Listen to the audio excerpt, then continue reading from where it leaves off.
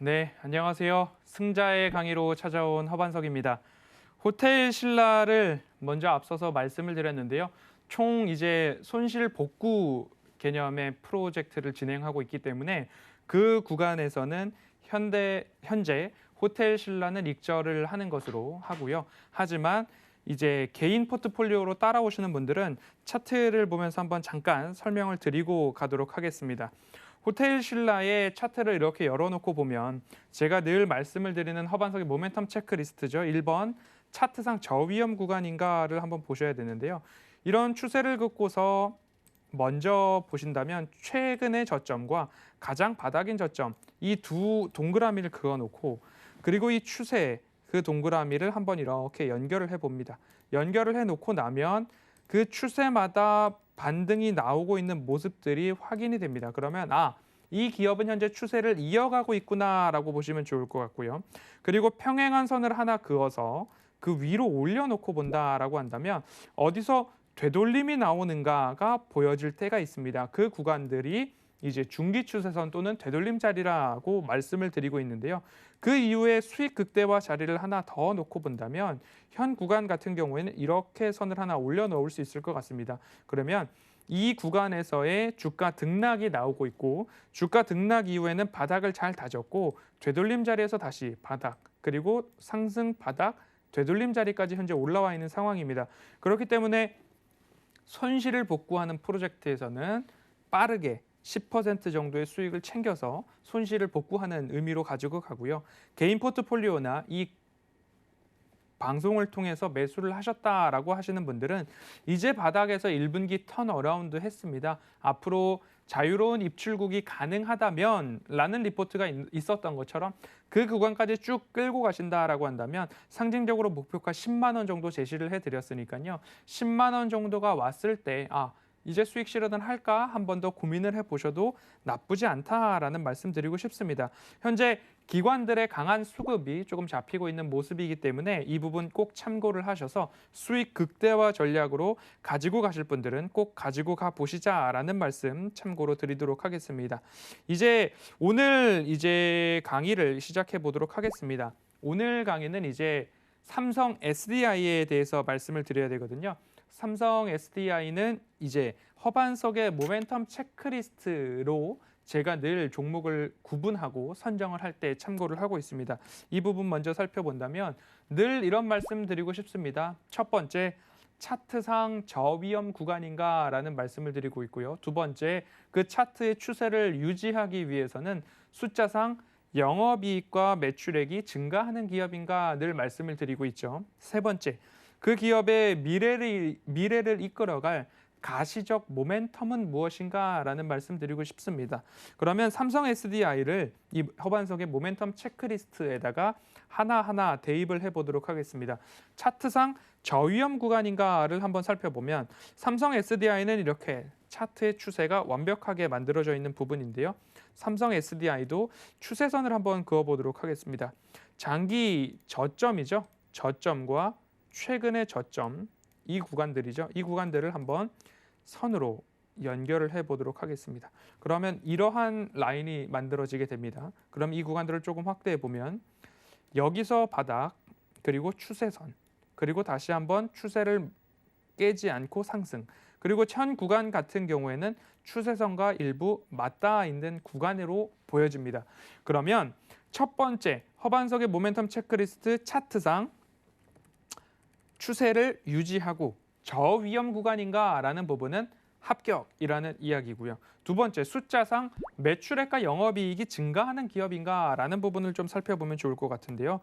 1분기 실적을 한번 살펴보도록 하겠습니다. 영업이익은 1,332억 원 정도, 영업이익률은 약 4.5% 나오고 있는데요. 여러 증권사들이나 시장에서의 컨센서스 기대치는 약 1,400억 원을 살짝 넘는 모습이었지만 1분기 영업이익은 그 기대치를 소폭 조금 하회하는 그런 모습이었습니다. 왜 그런가 분석을 해보았더니 계절적 비수기 물량 그리고 물동량 감소 부분들이 있었습니다. 결국 계절적인 요인과 코로나19 요인까지도 조금 합쳐져서 직전 분기 대비 이익이 좀 감소했다. 그리고 QOQ 기준이라고 하죠. 그런 부분으로 봤을 때는 조금 감소했는데 올해 총 매출액과 이익 성장률을 봤을 때 올해 이익 약 146% 이상 증가할 수 있다라는 전망이 나오고 있기 때문에 현 구간에서 추세를 깨지 않고 상승을 해주고 있기 때문에 그렇다면 두 번째 숫자상 매출액과 영업이익이 증가한다면 이 추세를 깨지 않고 추세에서 반등 하는 그 반복적인 패턴을 이번에도 보여줄 수 있다라는 부분으로 한번 체크를 해보신다면 현 구간에서의 반등도 기대해 볼 만하다라는 포인트로 한번 살펴보셨으면 좋겠습니다. 그 다음으로 봤을 때는 앞으로 이제 가시적 모멘텀인데요. 실적적인 부분들을 좀 살펴보면서 말씀을 드리겠습니다. 삼성 SDI 같은 경우에는 중대형 전지 이익이 이제부터 분기마다 앞서서 강조해서 말씀을 드렸죠. 따박따박 실적을 견인할 전망이다라고 보시면 좋을 것 같습니다. 올해 1분기 영업이익이죠. 390억 정도 적자였습니다. 하지만 2분기부터는 흑자 470억 원, 3분기에서는 790억 원까지 늘어날 전망이다. 그리고 22년도 전 사업 부문 모두에서 좋은 수익을 낼 것이고 영업이익 1조 6,800억 원, 순이익은 1조 2,600억 원까지 전망이 되고 있습니다. 그러면 영업이익률도 굉장히 높아졌다라고 전망이 되고 있는 부분이고요. 분기 실적으로 따지고 보면 올해 1분기 약 390억 원의 이익 적자가 났는데 그 부분이 최저점이다. 이 구간에서는 저점이다라고 보시면 좋을 것 같습니다. 중대형 전지 부분에 있어서의 이 구간이 최저점이다라고 보시면 좋을 것 같습니다. 그러면 앞으로 적자 390억에서 2분기부터는 470억, 3분기에는 790억. 제가 왜 자꾸 따박따박이라는 말씀을 드리는 그 이유가 바로 여기에 있다라고 보시면 좋을 것 같습니다. 직전 분기 대비라고 하고 있는 QOQ 기준으로 매 분기 이익이 증가할 전망이다라는 부분, 그 이익의 전망이 22년도 전 사업 부분의 영업이익과 순이익으로 따지고 보면 그때까지 QOQ 기준으로 증가할 수 있다라는 상상력까지 한번 동원해 볼 수 있을 것 같습니다. 이 부분들을 한번 보시면 현 구간에 제가 형광펜으로 하이라이트를 해놨는데요. 중대형 전지 이익입니다. 이 부분이 1분기에는 1,045억 원 정도, 450억 정도입니다. 그 이후부터는 1,870억, 1,001억 2,170억 이렇게 올라가고 있는 모습입니다. 그렇기 때문에 이렇게 따박따박 올라가는 실적이 바로 밑바탕이 되어 있다라고 보시면 좋을 것 같고요. 그리고 영업이익 같은 경우에도 1,330억 원, 그리고 2,370억 원, 2,960억 원, 3,640억 원까지 매 분기마다 올해는 우상향하고 있는 추세가 나오고 있다라는 부분 꼭 살펴보신다면 이 구간에 따라서 주가 추이도 상승할 수 있겠구나라는 모습까지 한번 살펴보신다면 다시 한번 이렇게 추세를 봤을 때 보면 이 추세선을 깨지 않고 올라가고 있다라는 모습 꼭 기억을 해보시면 좋을 것 같습니다. 깔끔하게 이 추세선을 그어놓고요. 다시 한번 그러면 영업이익과 매출액이 증가하는 기업들은 추세선을 깨지 않고 중간 되돌림 자리에서 한번 그리고 수익 극대화 라인까지 3단의 라인을 한번 그어놓고 올려본다라고 한다면 이 구간까지도 이렇게 상승이 나올 수 있을 것 같습니다. 그렇게 된다라고 한다면 이 상승의 반복적인 패턴 이후에 대세 상승이 나왔고 다시 한번 이 하단부까지 현재 조정이 나와 있는 상황입니다. 그러면 매출액과 영업이익이 증가하는 기업이라면 적어도 중기 되돌림 추세를 일부 돌파를 하고 그 이후에 다시 한번 추가적인 상승이 나올 수 있다라는 부분으로 본다면 2022년도까지 굉장히 양호한 실적이 전망되고 있는 기업이다라는 부분 꼭 기억을 해 주셨으면 좋을 것 같습니다. 이제 그 다음 자료를 보도록 하겠습니다. 배터리 기술 특허 출원 상위 25개사입니다. 2018년도까지 기준이기는 합니다만 제일 최상단에 삼성이 자리를 잡고 있습니다. 배터리 기술 특허의 3분의 1을 아시아 제조사가 장악을 하고 있고 상위 10개사 중에 9개, 90%가 아시아 기업이다라고 보시면 좋겠습니다. 한국의 삼성과 LG가 각각 1위와 3위를 기록하고 있다라는 부분만 본다 하더라도 배터리 부문에 있어서의 특허, 기술 굉장히 상당한 기업이다라고 보시면 좋을 것 같습니다. 또 한 가지는 꿈의 배터리라고 부르고 있는 전고체 배터리죠. 이 전고체 배터리가 현재 리튬이온 배터리의 부족한 부분들을 조금 채워 나갈 꿈의 배터리다라고 보고 있는데 그 부분에 있어서는 일본의 도요타가 가장 특허가 많다라고 하고 있고 그 뒤를 바로 쫓아서 삼성이 전고체 배터리에 관련한 특허는 가장 많이 보유하고 있다라는 부분들이 일부 미래 먹거리로 조금 살펴볼 수 있다라는 말씀 드리고 싶습니다. 그래서 삼성 SDI의 매수가와 비중 목표가를 조금 이렇게 말씀을 드리고 있습니다. 매수가는 63만 원 말씀을 드렸지만 오늘 종가 부분들을 살펴봤을 때는 64만 원으로 정정해서 말씀을 드리도록 하겠습니다. 그리고 장기적으로 조금 보셨을 때에는 20%의 비중을 가지고 좀 길게 끌어가시는데 매매하실 때에 전략적으로 말씀을 드린다라고 한다면 한 번에 20%를 다 사놓으시고 딱 접고 나는 1년 뒤에 봐야지 하시는 분들은 무방할 수 있습니다. 하지만 그래도 매도를 할 때, 특히 이제 매도를 할 때에도 마찬가지입니다. 분할로 나는 추세 하단, 추세선과 가장 근접해 있는 라인에서 야금야금 모아가는 전략으로 본다면 평균 단가를 높이지 않는 선에서 비중을 늘려가는 전략을 꼭 말씀드리고 싶습니다.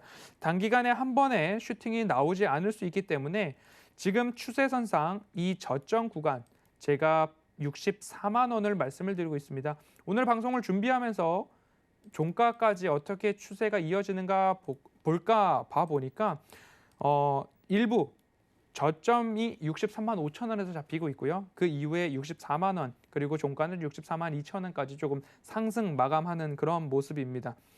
그리고 수급을 본다라고 한다면 앞서서도 종목 진단을 해드릴 때에 조금 눈치를 보는 그런 모습입니다. SK하이닉스도 마찬가지고요.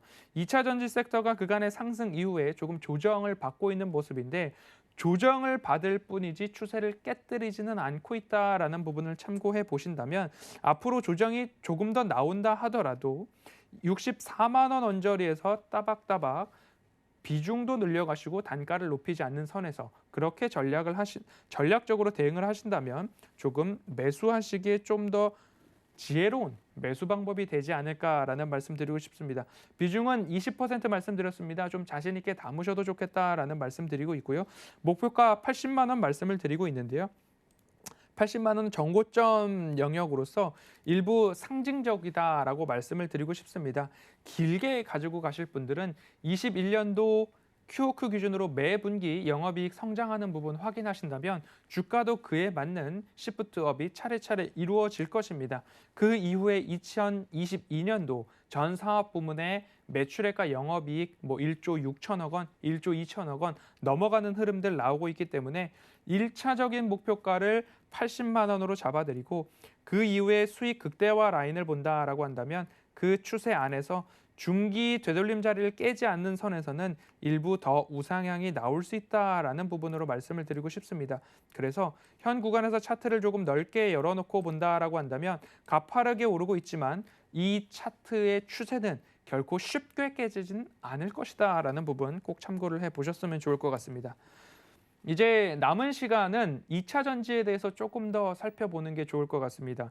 2차 전지 섹터가 조정이 조금 나왔죠. 조정의 원인으로 꼽고 있는 부분들은 이렇습니다. 미국 국채 금리 상승으로 오타가 있네요. 시장 영향으로 인해서 지수 전체가 조금 하락을 했죠. 그 이후에는 국내외 배터리 화재 부분들이 좀 있었습니다. 그래서 충당금 이슈가 작용을 했고요. 그러면 결국엔 전체적으로 조금 출렁이는 시장이었다라고 보실 수 있고요. LG에너지솔루션과 SK이노베이션의 ITC 소송 분쟁건이 좀 있었습니다. 그래서 덩달아서 함께 2차 전지 섹터 조정이 나왔던 모습이고요. 폭스바겐의 파워데이를 기준으로 배터리 내재화 이슈가 한 번 더 작동을 하면서 국내 배터리 3사의 주가에도 조금 악영향, 조금 하락을 부추기고 조정에서 쉽게 반등이 나오지 않는 조금 상방을 억제하는 그런 눌림 현상이 있었다라는 부분으로 보시면 좋을 것 같습니다. 조정의 원인이 이랬다라고 한다면 앞으로 다시 되돌림이 나오고 추가 반등할 수 있겠다라고 생각이 드는 요인들입니다.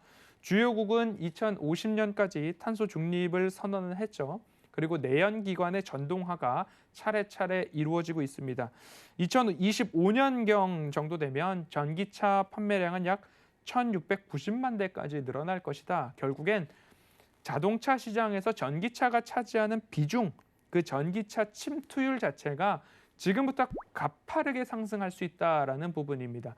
이제 완성차 업체들도 보조금이 있어야 전기차가 조금 비싸지 않다라고 느껴졌는데 이제 배터리 가격이 하락하고 기술이 개발되고 성능이 개선된다라고 한다면 전기차의 가격도 내연기관 차만큼 혹은 내연기관의 자동차보다 더 저렴하게 출시되는 전기차 시대가 도래하게 될 것입니다.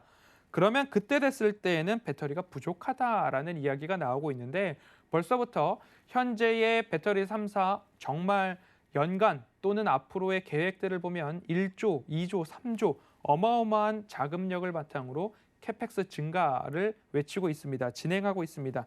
2024년 현재의 캐펙스 투자 부분을 반영을 한다 하더라도 배터리 공급에 있어서 부족하다라는 이야기가 누누이 나오고 있기 때문에 배터리 3사에 대한 부분들은 절대적으로 챙겨가셔야 된다라는 말씀드리고 싶고요. 그러면 삼성 SDI, LG화학, SK이노베이션 세 기업만 지켜봐야 되는가? 절대 아니다라는 말씀 꼭 드리고 싶습니다.